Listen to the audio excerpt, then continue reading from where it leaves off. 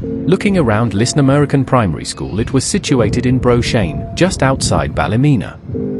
Enrollment peaked at 30 pupils before it closed its doors in 2006 due to dwindling numbers. Local celebrity, James Nesbitt, attended the school as a youngster.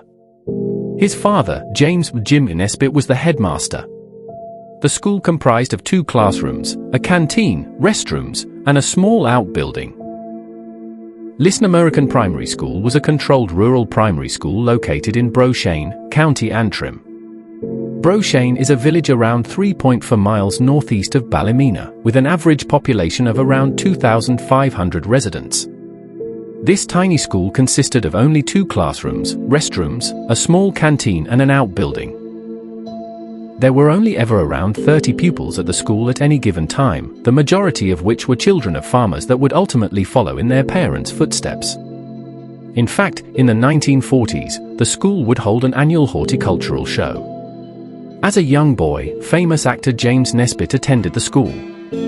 He had been born in Ballymena, and his father, James Jim Nesbitt, was the headmaster at the school. Nesbitt would later say of his father, "Generations of primary school children in Northern Ireland were taught a love of literature, arts, music, science and sport thanks to Dad." When Nesbitt was 11 years old, the family moved from Ballymena to Coleraine, County Londonderry. In 2003, Lisnamurrican Primary School was hit by somewhat of a scandal when thieves repeatedly broke into the school and stole their heating oil and some computer equipment. In a bid to counter the thefts, the school installed CCTV cameras worth £2,000. In 2006, the primary school closed for good.